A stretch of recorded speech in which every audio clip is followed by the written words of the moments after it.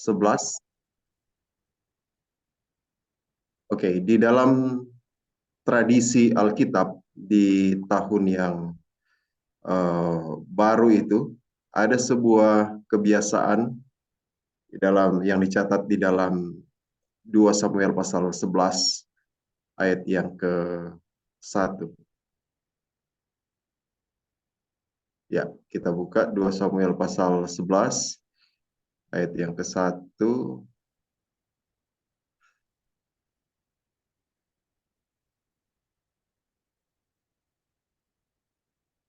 Oke.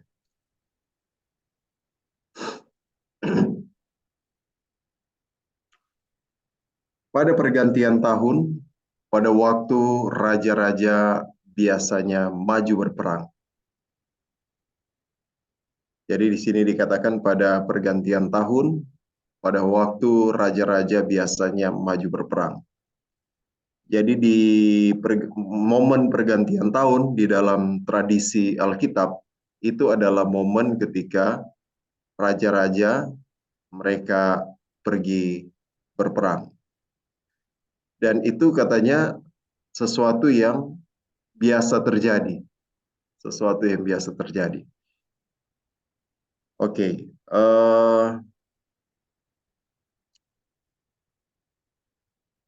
Kita perlu pelajari, kita perlu mengerti akan hal ini karena kita juga baru melewati pergantian tahun kan. Dan apakah tradisi di dalam Alkitab itu ada juga pada saat ini? Apakah tradisi di dalam Alkitab itu yaitu raja-raja pergi berperang dan tentunya dengan rakyatnya ya. Seperti ini Daud menyuruh Yoab maju beserta orang-orangnya dan seluruh orang Israel. Jadi seluruh orang Israel. Jadi semua terlibat di dalam peperangan.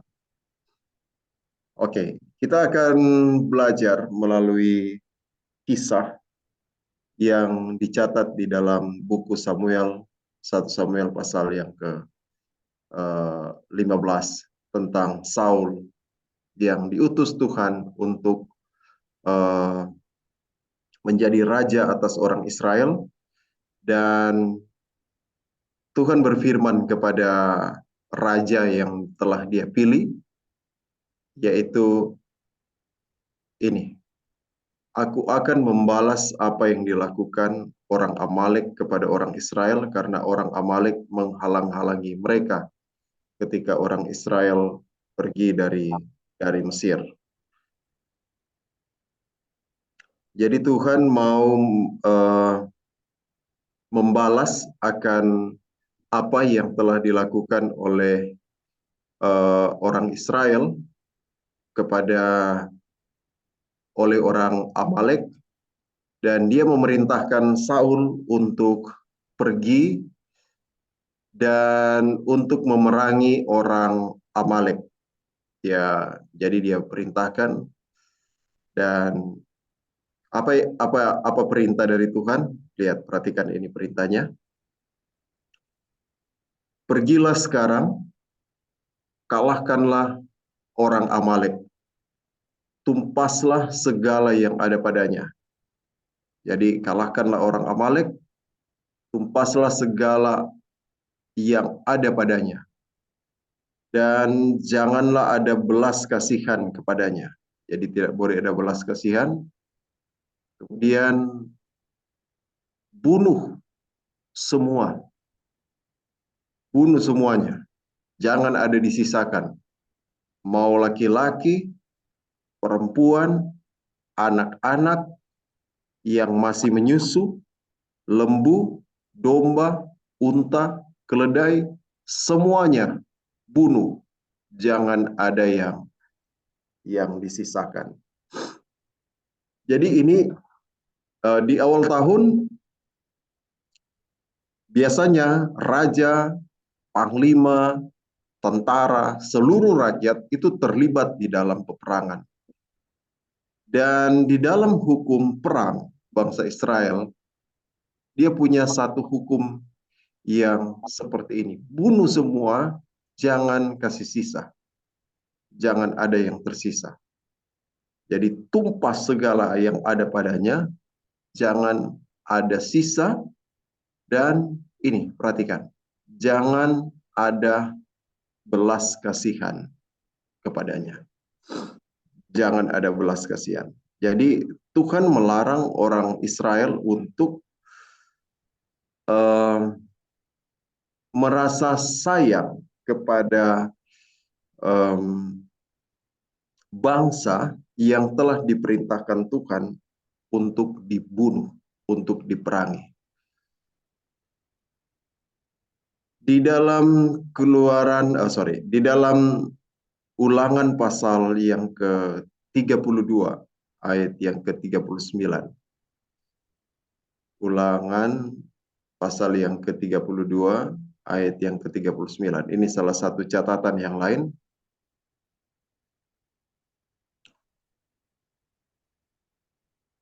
Sorry.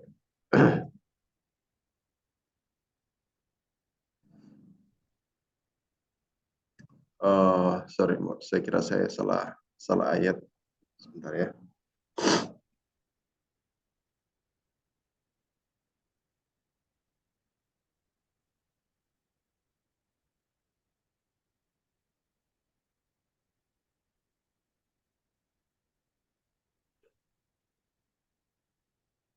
Oke, di dalam Alkitab, kalau kita lihat beberapa catatan di buku eh, tulisan Taurat dari Musa, hukum perang orang Israel itu, hukum perang orang Israel itu adalah memang seperti yang dikatakan di dalam buku 1 Samuel pasal 15. Kita bisa mendapatkan beberapa catatan di dalam Alkitab di mana Tuhan memerintahkan orang Israel untuk uh, membunuh musuh yang diperintahkan untuk ditumpas atau dimusnahkan.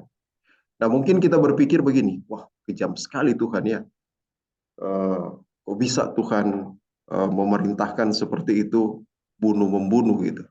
Dan kemudian ditambah dengan perintah jangan ada rasa sayang kepada orang-orang yang seperti itu. Oke, kita baca di dalam Ulangan pasal yang ke-32, Ulangan pasal yang ke-32, ayat yang ke-39. Apa yang dikatakan di sana?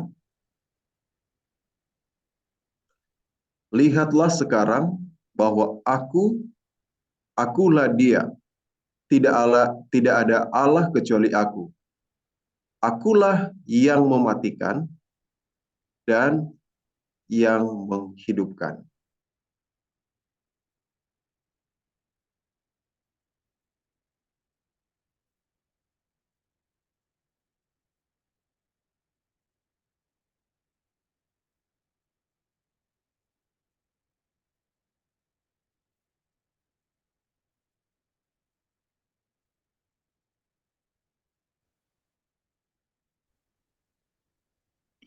Cek, Sir. Ya. Oke, jadi Tuhan katakan, akulah dia. Akulah Tuhan dan tidak ada Allah yang lain kecuali aku. Dan siapa Tuhan ini yang tidak sama dengan dia? Dia katakan dia yang menghidupkan, tapi kematian juga adalah hak daripada dia. Kematian adalah hak daripada dia. Kematian bukanlah hak daripada manusia. Itu sebabnya manusia tidak boleh membunuh, tidak boleh mematikan, karena kematian adalah hak daripada Tuhan. Nah, bagaimana Tuhan? Mungkin kita bertanya, kenapa sih harus ada kematian? Dan kematian itu Tuhan yang terlibat aktif di dalam kematian. Apakah Tuhan menghendaki adanya kematian? Pada awalnya manusia diciptakan, Tuhan tidak pernah ada rencana untuk kematian daripada manusia. Tetapi oleh karena pemberontakan, oleh karena dosa, maka pada akhirnya Tuhan dengan berat hati harus merencanakan atau mengeksekusi kematian kepada umat manusia. Nah, kenapa kematian itu harus terjadi? Alasannya sangat sederhana. Karena akibat dari dosa itu adalah kemerosotan, degradasi. Ketika Adam dan Hawa berdosa, mereka mulai melihat kutuk itu terjadi di dalam kehidupan. Realita dari kutuk itu terjadi. Daun mulai berguguran, rambut menjadi putih, kulit menjadi keriput, dan mereka harus bersusah payah mencari makan. Dan apa yang terjadi? Sakit penyakit mulai datang di dalam kehidupan manusia, dan penderitaan mulai semakin nyata. Itu akibat daripada apa? Daripada pelanggaran kepada perintah-perintah Allah, kepada hukum Tuhan, maka degradasi, kemerosotan mulai semakin nyata di dalam kehidupan manusia. Nah, sekarang bayangkan kalau realita dosa itu ada, yaitu degradasi, kemerosotan, baik bukan hanya kemerosotan moral, tetapi kemerosotan fisik. Tetapi Tuhan tidak membunuh manusia, dalam arti tidak mengizinkan kematian itu menjadi bagian dalam diri manusia. Anda bayangkan apa yang akan terjadi kepada Adam. Apa yang akan terjadi kepada Adam? Dia pada saat, katakanlah dia masih hidup sampai pada saat ini. Dia akan melewati berbagai gelombang pandemi dari tahun berapa ratus itu. Dia akan melewati berbagai gejala, berbagai bencana. Dia akan melewati berbagai kejadian-kejadian luar biasa, perang dan lain sebagainya. Dan dia akan terus merosot, tapi tidak bisa mati. Tidak bisa mati. Apa artinya? Dia akan berada di dalam penderitaan yang sangat luar biasa kalau seandainya kematian tidak diberikan Allah kepada Adam. Maka dia akan berada di dalam penderitaan yang paling mengerikan jika kematian itu tidak terjadi.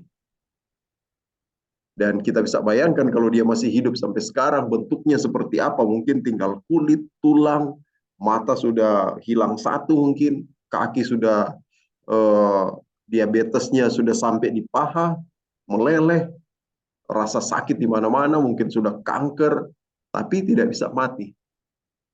Nah, itu sebabnya di dalam realita dosa, maka kematian itu harus ada akibat dari kemerosotan. Dengan kata lain, kematian itu juga sendiri sebenarnya adalah wujud dari kasih Allah kepada manusia yang telah melanggar. Jadi kematian adalah wujud dari kasih Allah kepada manusia yang telah melanggar akan perintah daripada Tuhan. Supaya mereka tidak selama-lamanya berada di dalam penderitaan yang diakibatkan oleh kemerosotan karena dosa. Dan Tuhan ketika dia akan mengizinkan kematian itu terjadi, atau dia akan menarik kembali rohnya daripada manusia, ya kalau Allah menarik kembali rohnya daripada manusia, maka manusia itu mati. Manusia itu akan kembali menjadi debu, karena kehidupan adalah debu ditambah dengan roh daripada Allah, nafas roh daripada Allah.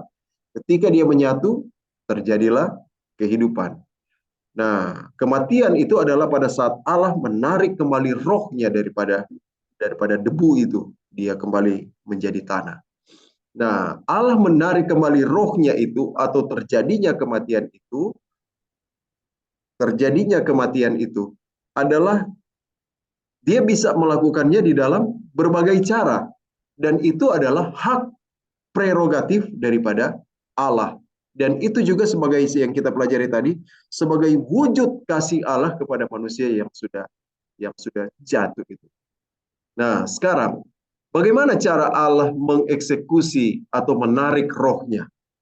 Banyak cara, bisa dengan sakit penyakit, bisa dengan usia, bisa dengan bencana, bisa dengan kejadian-kejadian luar biasa, perang, eh, kecelakaan, yang bencana alam, bencana krisis yang terjadi, kelaparan, itu bisa dia melakukan dengan cara itu. Dia bisa menggunakan binatang buas untuk menerkam, dia juga bisa menggunakan kecelakaan ringan mungkin. Dan cara yang juga dia sering gunakan di dalam uh, kisah dari orang Israel adalah dia menggunakan orang Israel itu sendiri. Jadi ketika orang Israel membunuh, itu bukan karena orang Israel mau untuk membunuh, tetapi karena Tuhan mau melaksanakan hak prerogatifnya untuk menarik rohnya dari bangsa Amalek dengan cara menyuruh orang Israel untuk pergi dan memusnahkan orang Amalek. Nah, jadi kira-kira itu konsep teologisnya, kenapa Allah memerintahkan orang Israel untuk memerangi bangsa yang diperintahkan Tuhan untuk dimusnahkan, untuk dihilangkan. Jadi bukan karena Allah yang kejam, tetapi karena dia memiliki hak prerogatif untuk itu. Dia memiliki hak istimewa dan hanya dia yang dapat melakukannya. Itu sebabnya di Ulangan pasal yang ke 32 ayat yang ke-39 tadi dikatakan, lihatlah sekarang akulah dia dan tidak boleh yang lain. Hanya aku saja, akulah yang mematikan dan akulah yang menghidupkan. Jadi, dan kemudian kita bertanya, kenapa harus dimusnahkan bangsa-bangsa itu? Kenapa bangsa-bangsa itu harus dimusnahkan? Kita bisa melihat beberapa catatan di dalam Alkitab tentang bangsa-bangsa yang dimusnahkan. Karena dosa mereka, ada beberapa hal. Karena dosa mereka sudah mencapai ke langit atau mencapai puncak dari batas yang ditetapkan oleh Allah. Dan kalau itu dibiarkan, maka mereka pasti binasa, keturunan mereka pasti binasa, dan mereka akan menjadi pengaruh yang berbahaya kepada bangsa-bangsa di sekitar, sehingga bangsa-bangsa yang lain juga akan turut mengambil bagian dalam dosa-dosa mereka, dan pada akhirnya bangsa yang lain juga akan terjerat dan akan semakin banyak yang hilang. Semakin banyak yang akan ditawan oleh setan, menjadi tawanannya, dan kemudian mereka semua akan binasa. Orang-orang ini akan hilang. Semakin banyak orang yang akan hilang. Itu sebabnya Tuhan melihat bahwa bangsa ini adalah bangsa yang mereka pasti akan hilang. Dan itu sebabnya Tuhan memutuskan untuk memunahkan bangsa Niniwe sebagai contoh.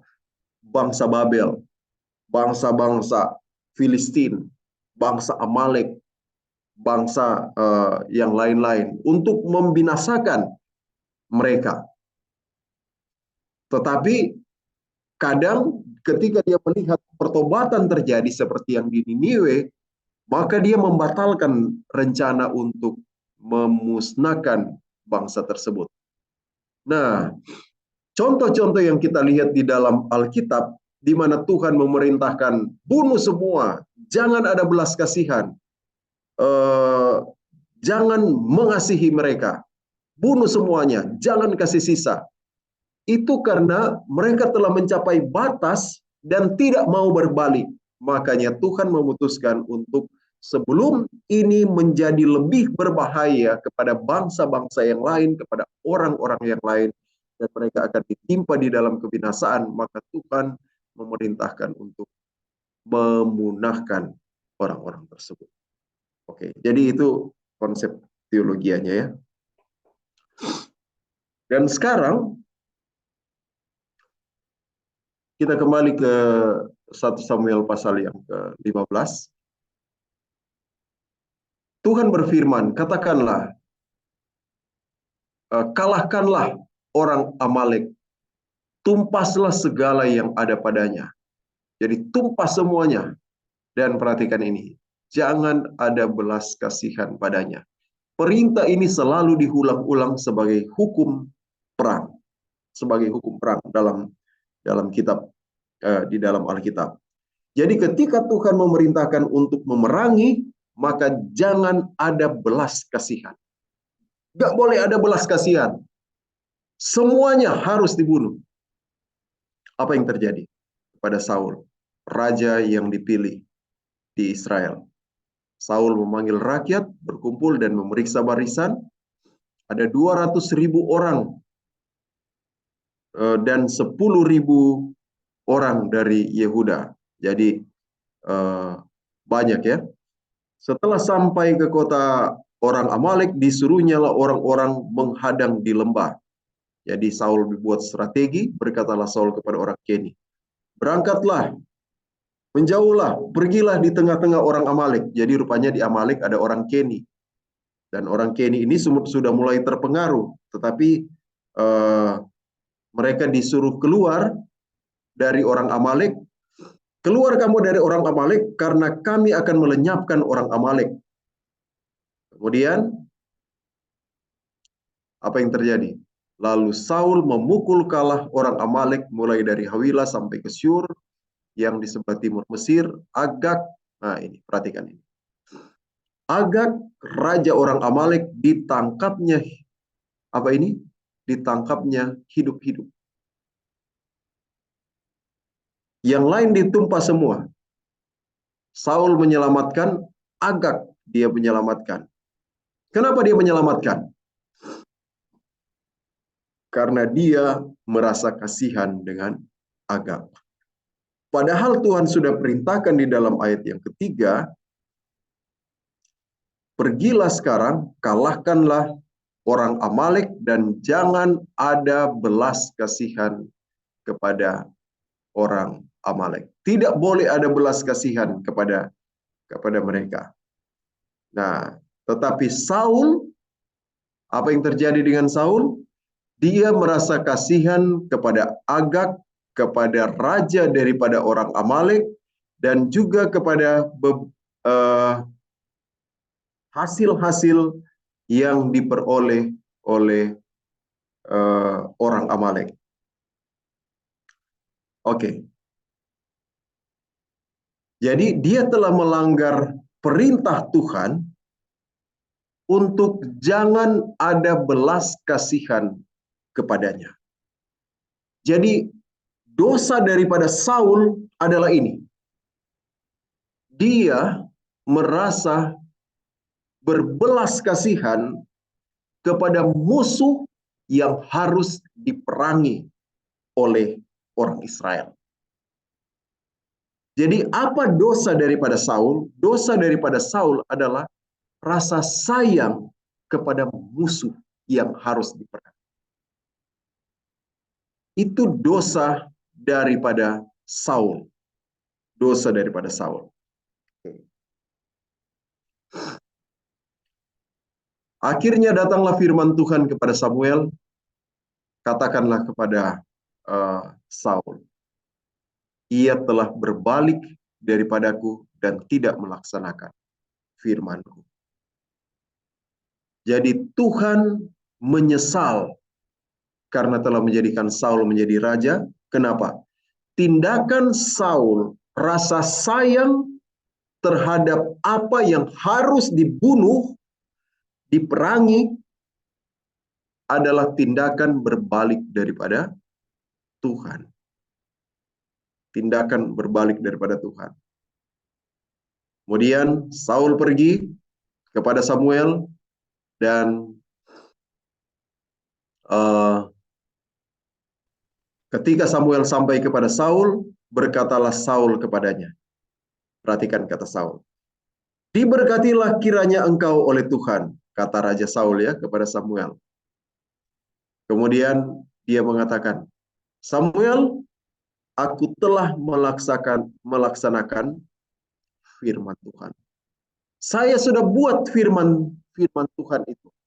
Saya sudah buat. Apa firman Tuhan? Ini firman Tuhan. Firman Tuhan adalah, kalahkanlah orang Amalek, tumpas semua yang ada padanya, jangan ada belas kasihan kepadanya. Bunuh semuanya, jangan ada belas kasihan. Dan dia katakan, aku telah melaksanakan firman Tuhan. Tetapi kata Samuel, kalau begitu, apakah bunyi kambing domba yang sampai ke telingaku? Dan bunyi yang telah kudengar itu? Saul jawab begini, oh itu semua diselamatkan oleh rakyat dan lembu dengan maksud untuk mempersembahkan korban kepada Tuhan. Oke, kami ada ambil itu, kami sayang dengan itu, kami tidak mau musnahkan itu karena kami mau kasih itu ke Tuhan. Kami mau kasih itu ke Tuhan. Sesudah itu berkatalah Samuel, bukankah engkau walaupun engkau kecil pada pemandanganmu sendiri telah menjadi kepala atas suku-suku Israel? Bukankah Tuhan telah mengurapi engkau menjadi raja atas Israel? Dan seterusnya. Kemudian firman Tuhan, mengapa engkau tidak mendengarkan suara Tuhan? Mengapa engkau mengambil jarahan dan melakukan apa yang jahat di mata Tuhan? Tuhan telah menyuruh engkau pergi dengan pesan, pergilah tumpas orang-orang berdosa itu. Berperanglah melawan engkau sampai engkau membinasakan mereka. Ini firman Tuhan. Tetapi kenapa engkau tidak mendengarkan suara Tuhan? Kemudian kata Saul kepada Samuel, aku memang mendengarkan suara Tuhan dan mengikuti jalan yang telah disuruh Tuhan kepadaku, dan aku membawa Agag, raja orang Amalek. Tetapi orang Amalek itu semua sudah kutumpas, kecuali Agag ini. Ingat, Saul merasa sayang dengan Agag, raja orang Amalek. Kemudian, tetapi jawab Samuel, apakah Tuhan itu berkenan kepada korban bakaran dan korban sembelihan sama seperti kepada mendengarkan suara Tuhan? Sesungguhnya mendengarkan lebih baik daripada korban sembelihan. Memperhatikan lebih baik daripada lemak domba-domba jantan. Perhatikan ini. Disebut apa dosa Saul yang merasa sayang kepada Agag? Disebut apa? Ini sebutannya. Sebab pendurhakaan adalah seperti dosa bertenung. Apa ini dosa bertenung? Mungkin kalau bahasa yang sekarang adalah praktek seperti praktek kedukunan. Seperti praktek kedukunan. Sebab pendurhakaan itu sama dengan saja kedukunan. Kedegilan, tidak mau mendengar, keras kepala, itu sama dengan menyembah patung, menyembah berhala dan terafim. Karena engkau telah menolak firman Tuhan, maka ia telah menolak engkau sebagai raja. Oke, perhatikan baik-baik. Perhatikan baik-baik ini. Tuhan katakan, perangi orang Amalek, jangan rasa sayang, bunuh semua. Tetapi ketika dia berperang, dia bunuh semua, tapi dia rasa sayang kepada satu bagian. Atau kepada bagian yang lain juga. Apa yang dikatakan oleh Tuhan?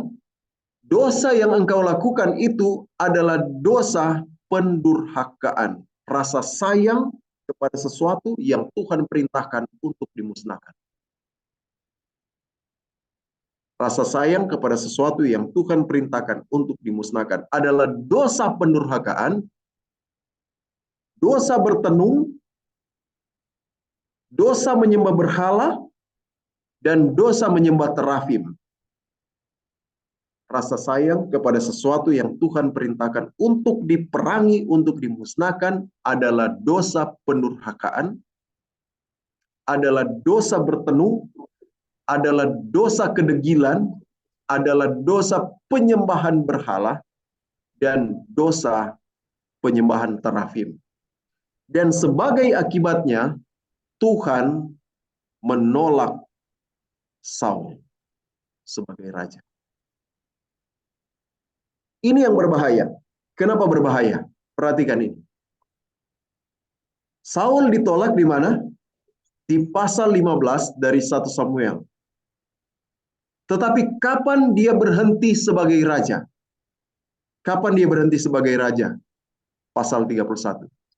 Ini. Saul mati. Dia mati di sini. Dia tewas di sini dan dari situ kepemimpinan Israel berganti kepada Daud. Tapi dia sudah ditolak oleh Tuhan. Artinya di mata Tuhan Saul sudah bukan lagi raja sejak di 1 Samuel 15. Tuhan sudah menolak Saul sebagai raja. Tapi di mata orang Israel dia masih raja di pasal-pasal ini. Dia masih raja. Perhatikan, ini yang paling berbahaya. Dosa rasa sayang terhadap apa yang diperintahkan Tuhan untuk dimusnahkan, tetapi kita rasa sayang terhadapnya, maka itu sama dengan dosa penyembahan berhala, sama dengan dosa pendurhakaan, sama dengan dosa petenung, sama juga dengan dosa penyembahan terafim. Dan dosa ini menyebabkan status daripada Saul masih sebagai raja Israel di mata manusia, tapi di mata Tuhan dia bukanlah raja yang telah dipilih. Di mata orang, di mata manusia, dia masihlah orang yang dipilih dan dia masih menganggap dia adalah yang dipilih oleh Tuhan. Jadi Saul masih menganggap bahwa dialah yang dipilih oleh Tuhan. Di mata orang-orang dialah raja. Tetapi di mata Tuhan, mengasihi sesuatu yang diperintahkan Tuhan untuk dimusnahkan, di mata Tuhan statusnya sudah bukan orang pilihan. Di mata Tuhan statusnya sebagai sudah bukan orang. Inilah dosa daripada Saul. Dan ini dosa biasa terjadi ketika pergi berperang, diperintahkan untuk pergi berperang ya. Kita baru pergantian tahun di bulan yang lalu. Alkitab berkata, sebab peperangan kita bukanlah melawan darah dan daging. Peperangan kita bukan melawan darah dan daging, tetapi melawan roh-roh jahat di udara. Melawan penguasa-penguasa dunia yang gelap. Apa itu penguasa dunia yang gelap? Setan, iblis. Tetapi, bagaimana iblis bekerja? Apakah dia akan datang kepada kita dan kemudian, ayo bikin dosa, ayo bikin dosa. Begitu? Tidak. Dia bekerja dengan apa? Dia bekerja dengan keinginan daging kita. Dia bekerja dengan keinginan daging kita. Oke, saya ingin bagikan satu kutipan dari buku Kebahagiaan Sejati. Kutipan dari buku Kebahagiaan Sejati, pasal yang ke-5, sebuah kutipan dari buku Kebahagiaan Sejati, pasal yang ke-5, paragraf yang ke-3. Ini ditulis oleh seorang penulis Kristen yang kita percaya dia menerima inspirasi daripada Tuhan. Oke, saya ada taruh di kolom chat. Dikatakan begini. Peperangan melawan diri sendiri adalah peperangan yang terbesar yang pernah diadakan. Oke, saya bagikan di sini saja.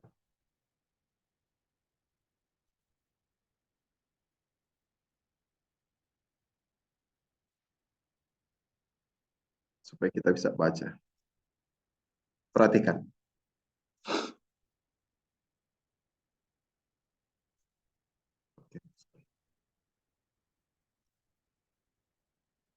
Di dalam buku kebahagiaan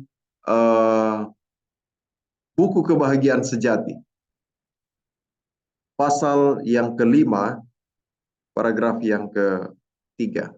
Apa ini katakan di sana? Peperangan melawan diri adalah peperangan yang lebih besar daripada melawan orang Amalek. Peperangan melawan diri adalah peperangan yang lebih besar daripada Daud melawan orang Filistin. Peperangan melawan diri adalah peperangan yang lebih besar daripada Musa dan orang Israel melawan orang Mesir. Peperangan melawan diri adalah peperangan yang lebih besar daripada berperang melawan Babel. Peperangan melawan diri sendiri adalah peperangan yang lebih besar yang terbesar yang pernah ada di dalam sejarah manusia. Peperangan melawan diri sendiri adalah merupakan peperangan yang terbesar yang pernah diadakan.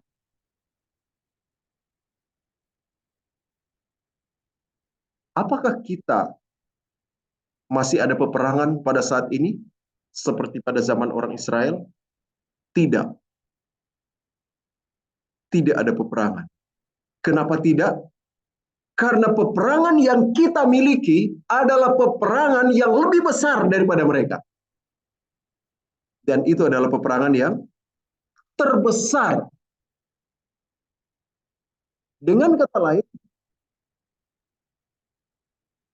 hukumnya akan lebih serius berlaku kepada kita. Alkitab mengatakan kita sudah tidak berperang melawan darah dan daging, melawan orang Filistin, darah dan daging. Melawan orang Amalek, darah dan daging. Melawan orang Mesir, darah dan daging. Kita sudah tidak berperang melawan mereka. Kita berperang melawan roh-roh jahat yang ada di udara. Dan bagaimana roh jahat yang ada di udara ini, atau roh-roh setan ini, penghulu dunia yang gelap ini, itu bukan pemimpin Amerika, pemimpin Cina, bukan. Itu adalah pemimpin dari penghulu dunia yang gelap ini adalah setan sendiri. Dan bagaimana setan itu bekerja di dalam di dalam peperangan ini, dia menggunakan diri kita atau daging kita untuk menjadi musuh, untuk mengalahkan kita. Dan itu sebabnya karena kita menghadapi ini, maka peperangan itu adalah peperangan yang paling besar. Dan ketika peperangan itu nyata, maka hukumnya sama. Hukumnya sama.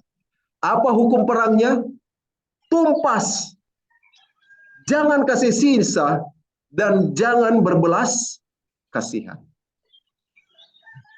Tumpas, jangan kasih sisa dan jangan berbelas kasihan.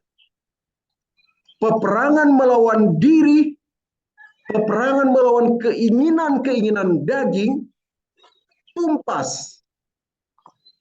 Jangan kasih sisa dan jangan berbelas kasihan. Apa itu diri? Keinginan-keinginan diri sendiri. Apa itu? Mari kita baca di dalam buku Galatia. Buku Galatia pasal 5. Perhatikan, ini Galatia pasal 5. Lihat ini. Sebab keinginan daging berperang melawan keinginan roh. Anda lihat ini peperangan kita. Diri, daging. Itu berlawanan atau berperang dengan Tuhan. Dan itu terjadi di dalam diri. Nah, apa itu keinginan daging yang mau berperang dengan diri kita? Apa itu keinginan daging yang mau berperang? Ini keduanya itu bertentangan, berperangan, berlawanan, dan itu terjadi di mana? Di dalam diri. Berperang itu, berperang. Setiap kali tidak melakukan apa yang oke. Akan tetapi eh, ini dia. Perbuatan daging yang berperang melawan melawan kita adalah ini, percabulan. Percabulan. Apalagi? Kecemaran. Apalagi? Hawa nafsu. Kemudian, apalagi? Penyembahan berhala, sihir, perseteruan, perselisihan, iri hati, amarah, mementingkan diri sendiri, percideraan, roh pemecah, dengki, mabuk, pesta pora, dan sebagainya. Dan sebagainya. Itu semua adalah keinginan daging yang berlawanan, yang berperang melawan keinginan roh, dan itu terjadi di dalam diri. Terjadi di dalam diri kita. Dan hukum perangnya adalah jangan berbelas kasihan kepada musuh yang Tuhan perintahkan untuk diperangi. Dan apa itu musuh yang harus kita perangi pada saat ini? Ini.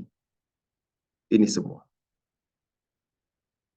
Ini semua adalah musuh yang harus diperangi.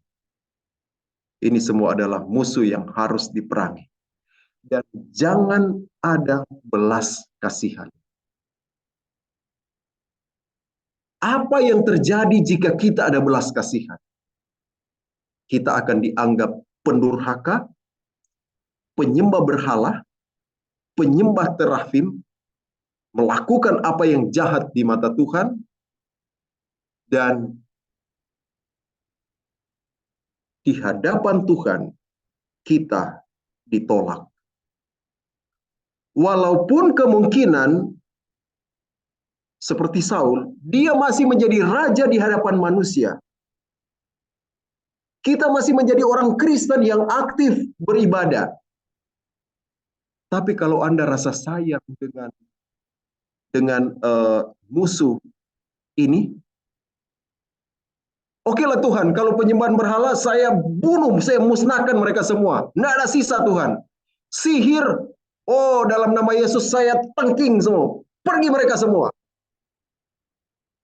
Amarah, oh Tuhan saya sudah tidak marah. Saya sudah berbelas kasihan kepada orang-orang. Roh pemecah, saya tumpas semua mereka Tuhan. Saya tumpas roh pemecah. Seperti Saul kan. Mabuk, oh saya sudah bertobat dari minum-minuman alkohol. Saya sudah tidak mau pergi ke pesta pora. Saya tidak mau lagi pergi ke pesta pora. Saya tumpas mereka semua. Ini percabulan. Saya tidak mau dengan percabulan. Saya setia kepada pasangan saya. Tuhan bilang, bagaimana dengan tak ada dengar itu iri hati? Seperti kata Samuel. Aduh Tuhan, saya ada asinkan dia. Saya masih sayang dengan dia. Saya masih tahan. Apa firman Tuhan? Sesungguhnya pendurhakaan adalah sama dengan dosa petenung.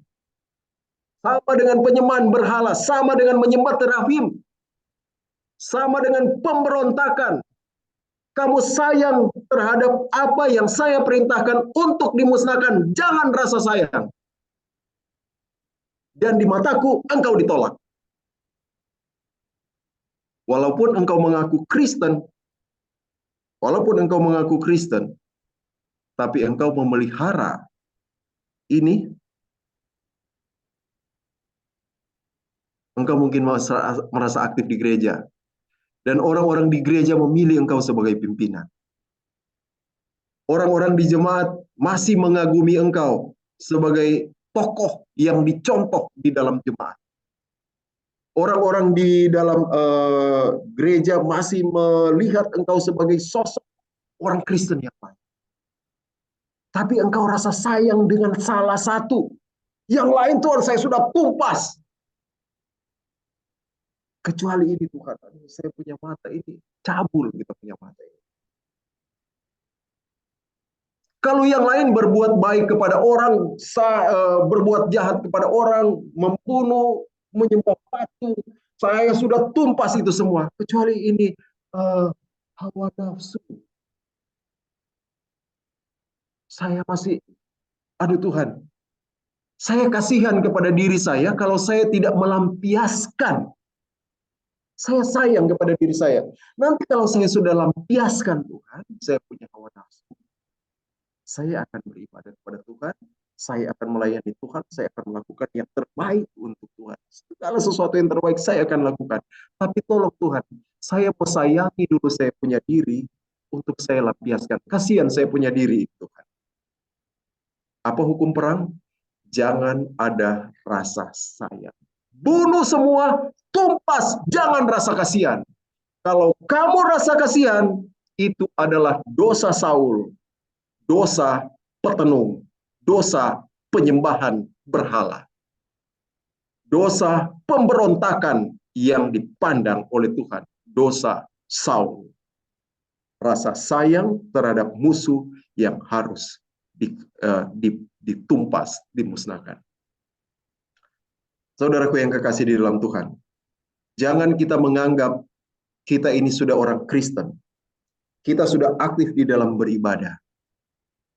Tapi, jika engkau masih rasa sayang, salah satu dari sini, engkau tidak mau untuk memusnahkannya. Salah satu. Saul, dia hancurkan semuanya. Dia hancurkan semuanya. Ini saya sudah bunuh. Ini sihir, saya sudah bunuh. Iri hati, sudah saya hancurkan. Pencitraan, saya sudah bunuh semua. Mabuk, saya sudah bunuh. Bagaimana dengan roh pemecah? Aduh Tuhan, saya masih suka kasih bakalai orang. Mungkin yang lain saya katakan, percabulan, kecemaran, hawa nafsu, saya tumpas semua Tuhan. Terus Tuhan tanya, bagaimana dengan itu suka mabuk-mabuk? Aduh Tuhan, saya masih sayang saya punya diri. Kasihan dia kalau tidak minum alkohol Tuhan. Saya sayang. Ini juga yang saya pelihara. Satu ini aja Tuhan. Agak ini. Agak kemabukan. Raja Agak kemabukan. Saya pelihara dulu ini. Pokoknya kalau saya masalah menyumbang, saya tidak mementingkan diri lagi Tuhan. Saya sudah tumpas itu kepentingan diri. Tapi kalau ini Tuhan, tolonglah. Saya masih suka alkohol. Atau pesta pora. Saya sudah tidak mabuk-mabuk. Salah satu saja dari sini, Anda rasa sayang. Ingat berapa yang disayang oleh Saul? Satu. Raja Agag. Salah satu dari sini Anda rasa sayang. Kau ditolak Tuhan. Walaupun engkau masih status orang Kristen, aktif di dalam ibadah, tidak peduli. Raja Saul masih raja, dan dipandang raja, masih memimpin orang Israel. Tapi di mata Tuhan, dia sudah ditolak.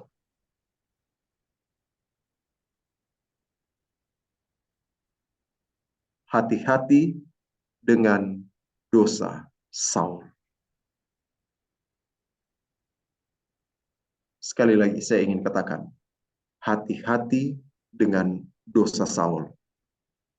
Tidak ada dosa yang lebih berbahaya daripada ini. Karena di dosa ini, Anda mungkin merasa Anda sudah menjadi orang yang sangat baik. Sudah menumpas segala jenis dosa di dalam diri Anda. Tapi Anda menyayangkan satu daripadanya. Dan oleh karena Anda sudah menumpas segala sesuatu yang lain, Anda kelihatan orang yang baik. Anda kelihatan orang yang rajin. Anda kelihatan orang yang soleh, orang yang beribadah. Tapi engkau masih rasa sayang dengan satu. Engkau ditolak oleh Tuhan. Bergumul dengan Tuhan. Berdoa kepada Tuhan. Tuhan, saya masih rasa sayang dengan yang satu ini Tuhan. Tolong saya untuk tidak ada belas kasihan kepadanya. Tolong saya untuk tumpas dia. Saya tidak tahu apa yang menjadi pergumulan Anda pada daftar ini. Saya tidak tahu. Tapi berdoalah kepada Tuhan.